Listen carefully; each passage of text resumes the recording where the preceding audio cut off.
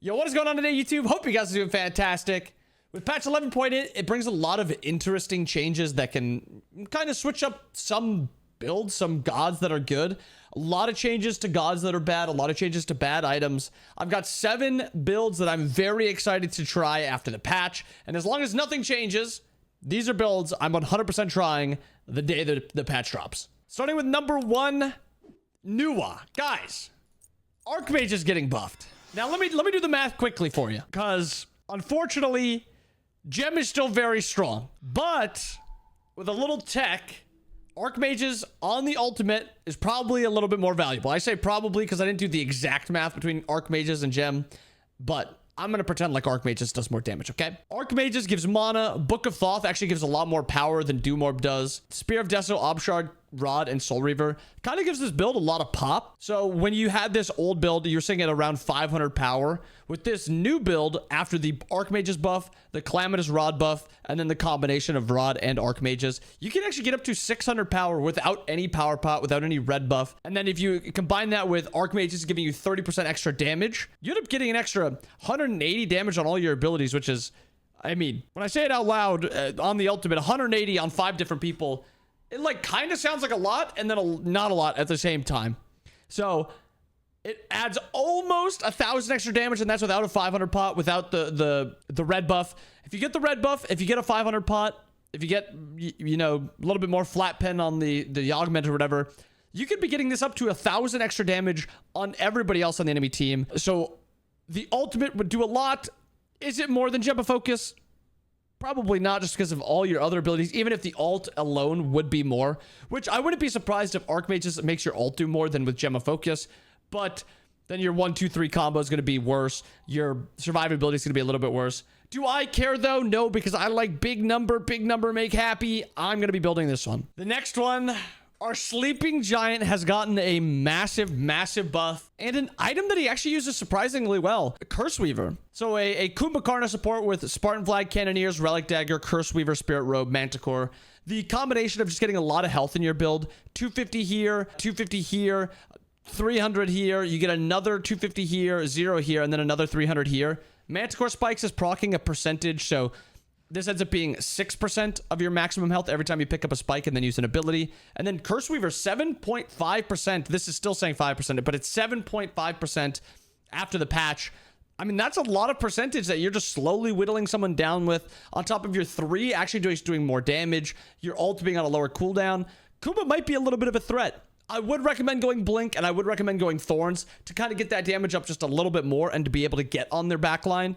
But don't sleep on the Sleeping Giant. This could be filthy. That's nasty. The next one, our Hunter. And guys, Crimson Claw is back. And the build we have is on Rama, but it's like a Rama with an asterisk because it's anyone with a stim. The point of the build is a Crimson Claw survivability. Death Temper actually gives you a little bit more health to give your Crimson Claw a little bit more of a shield at the beginning. This will be 25% physical lifesteal after the changes. And then through all of this, you'll have attack speed, attack speed, attack speed, attack speed, attack speed. So you'll have enough to make your Silver Branch valuable. You have enough pen. You have enough kill potential. This may not feel great into like a 3 tank dive comp, but Crimson Claw, I think, is going to be good enough that even if you have 3 people diving you, that extra health is going to be good enough to kind of make up to give you that little bit extra survivability. So keep an eye out for a Crimson Claw. Keep an eye out for a build like this. Our next one, I love this god too much to not add him. This is a Zhong build, but it's more of like a little bit of cooking going on. A little bit of cooking. We got 3 lifesteal items with the Typhons. Bancroft's Claw is getting a massive buff. Rejuve Heart is getting a decent buff, and they both combo really well with Typhon's Fang. Gem of Focus, E-Staff, Spear of Deso. You need a little bit of cooldown. Ethereal Staff makes you a little bit tankier, so you're harder to deal with. And it's just more health for your Bancrofts to be, like, more shield that has to be chewed through when you're diving. Yes, Zhong did eat a little bit of a nerf. Yes, that's not going to help him a ton. But this build, I think, is still going to be great. I'm going to try it on Zhong, and I'm probably going to try it on other gods also. But I like Zhong too much to not try it on him first. Next up, Bakasura. Guys, he has 10 seconds on the cone damage now. And Butcher Blades is just extra 5 damage, or extra 5 physical power every level. So it's 10 up to 30 instead of 5 up to 25. Going to be incredible. Equinox is also getting a nice little buff.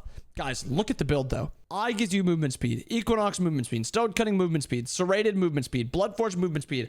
On top of Kin Size and Equinox, dude, you don't even need Hastened. You're gonna be running people down and just chewing through them. It doesn't matter if they're tank or squishy. This build is gonna be electric. It's gonna be unreal. I'm excited to try it. I'm still iffy on if I like the Eye here, or if I'm gonna try mannequins, or if I'm gonna try Boombas. I'm putting Eye here for now because I think Protector gives you that little bit of extra survivability when you're diving late game.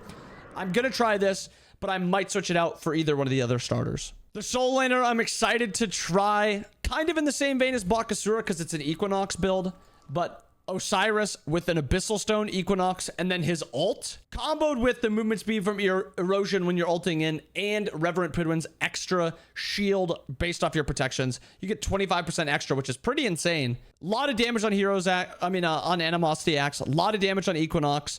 The Abyssal Stone Midgard Pridwin erosion is mostly like you don't want to have an issue diving, and you also want to make them not have as much survivability. It's going to be iffy. I'm still working out the kinks. Like, do I want to go something earlier? Also, if you're planning into a physical god, switch these two. I just think Abyssal is going to be unreal on Osiris because it has no cooldown. So if you just one someone, 20% negative CDR. If you two someone, 20% CDR. If you ult someone, 20% negative CDR and another 20% negative CDR. I'm actually unsure if they stack. If anybody knows, drop it down in the comments below. I'll pin it if somebody is... I was going to say if one of you guys is confident, but you nasty little buggers. One of you is going to be confident and then wrong. So I'll probably ask J-Mac or Gore or someone. Unless one of you is really confident, then I'll pin it. We'll see. Lastly, the one I'm most excited for.